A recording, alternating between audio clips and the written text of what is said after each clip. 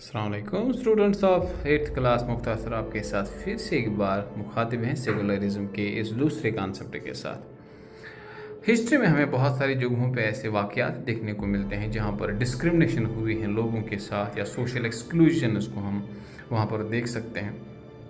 Torture किया गया लोगों को on the grounds of religion, मज़हब की बुनियाद पे, ठीक है सर, या सिविलाइजेशंस की बुनियाद पे उनको डिस्क्रिमिनेट किया गया। दुनिया में बहुत सारी एग्जांपल्स हमें देखने को मिलती हैं वहाँ पर।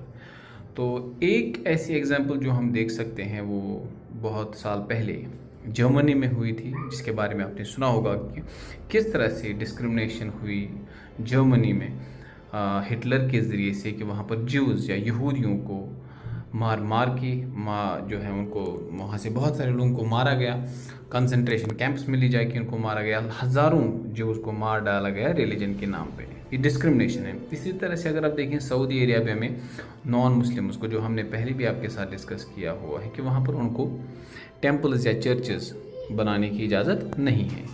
तो इसको हम सेकुलरिज्म के कंसेप्ट के हिसाब से या सेकुलरिज्म के हिसाब से डिस्क्रिमिनेशन या कह सकते हैं on the grounds of religion. तो यही दो कंट्रीज़ नहीं हैं, दुनिया में और भी बहुत सारी कंट्रीज़ हैं जहाँ पर रिलीजन के नाम पे जो है वो डिस्क्रिमिनेशन किया जाता है, ठीक है। इसी तरह से जब हम फ्रांस की तरफ देखते हैं तो फ्रांस में सेकुलरिज्म को मेंटेन रखने के लिए कुछ रिलीजियस सिंबल्स के ऊपर बैन लगाई गई। पब्लिक स्कूल्स में या गवर्नमेंट ऑफिस में इनको किसी भी लोगों को या सिटीजन्स को ये कहा गया कि वो किसी भी तरह से किसी पर्टिकुलर रिलीजन को रिप्रेजेंट ना करें अपने साइंस के हिसाब से। मिसाल के तौर पर आप देख सकते हैं कि मुसलमानों को हिजाब लगाने से मना कर दिया गया, इस तरह से क्रिश्चियंस को क्रॉस लगाने से, और यहूदियों को एक पर्टिकुलर टाइप की वो टोपी वो सर पे रखते हैं, उनको इन कामों को करने से रोका गया ताकि सेकुलरिज्म का जो कंसेप्ट है वो बना रहे, ठीक है सर जी। सेकुलरिज्म जो है ये separation of religion from the state का कंसेप्ट हमें देता है। इसको हमने पहले भी डिस्कस किया हुआ है कि किसी भी सूरत में कॉन्स्टिट्यूशन रिलीजन की वजह से इफेक्ट ना हो। तो इंडियन कॉन्स्टिट्यूशन में हम यही देखते हैं कि कोई भी इंसान हिंदुस्तान में जो रहने वाला है उसको फ्रीडम ऑफ रिलीजन दी गई है कि वो किसी भी रिलीजन को फॉलो कर सकता है, आप प्रैक्टिस कर सकते हैं, बिलीफ उसको फॉलो कर सकते हैं। और अगर हम हिंदुस्तान के पास्ट में चले जाते हैं तो असल में हिंदुस्तान 1947 में सेकुलर स्टेट नहीं बना था या कंट्री नहीं बनी थी।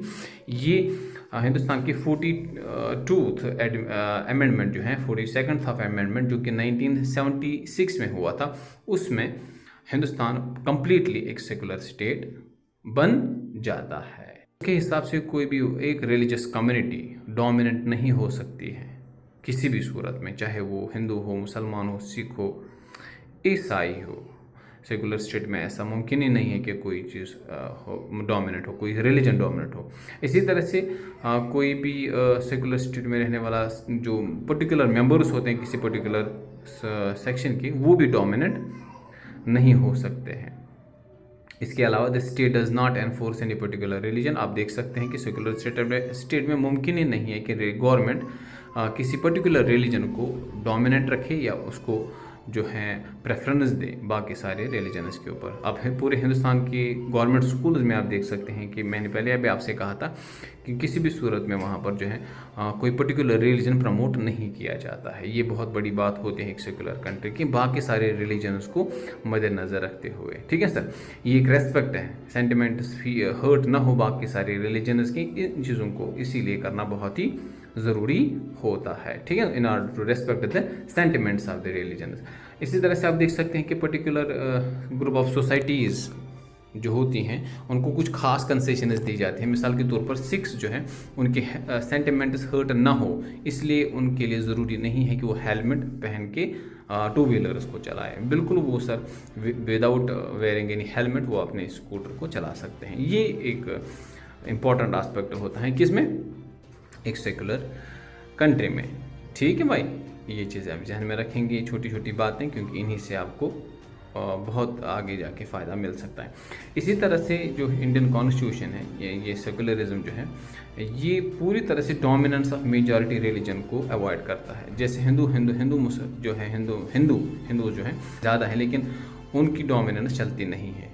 ठीक है, उनको कोई ज़्यादा रेस्पेक्ट नहीं दिया जाता है। इसीलिए कॉन्स्टिट्यूशन ऑफ जो इंडिया है, उन्होंने रिलीजियस मैटर्स में घुस के हिंदुज़म में जो लोअर कास्ट के साथ या अनटचेबल्स के साथ जो भेदभाव किया जाता है वो ख़त्म कर दिया गया।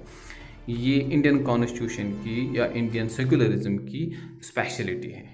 ओके, ये चीज़ें बाकी सारे दुनिया के मुल्कों में हमें नज़र ही नहीं आती हैं। अच्छा प्यारे बच्चों, अगर हम देखें यूएसए का secularism, United states of America के सेकुलरिज्म और हमारे इंडियन सेकुलरिज्म में थोड़ा सा फ़र्क है।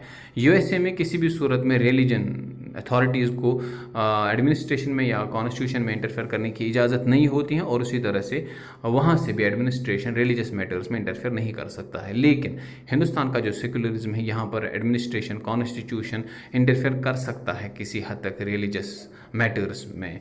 तो ये बहुत बड़ा फ़र्क है। मिसाल के तौर पर अनटचेबिलिटी जो है ये हिंदुस्तान में कॉन्स्टिट्यूशन की मदद से ख़त्म की गई, जो हिंदू रिलीजन का एक अहम हिस्सा हुआ करते थे। इसी तरह से मुसलमानों के हवाले से भी कुछ चेंजेस लाई गई, जैसे ट्रिपल तलाक का मामला। ये वो सिस्टम्स हैं जो रिलीजियस मैटर्स के साथ डील करता है, लेकिन यहाँ पर हिंदुस्तान के सेकुलरिज्म में इन चीज़ों के हवाले से जो अथॉरिटी होती है कॉन्स्टिट्यूशन के पास, वो इंटरफेयर कर सकता है। ठीक है, so this was all about this very topic part number 2। Hope आपने इसको एंजॉय किया होगा। तो अगले वीडियो तक के लिए खुश रहिए, सलामत रहिए, अल्लाह हाफिज़।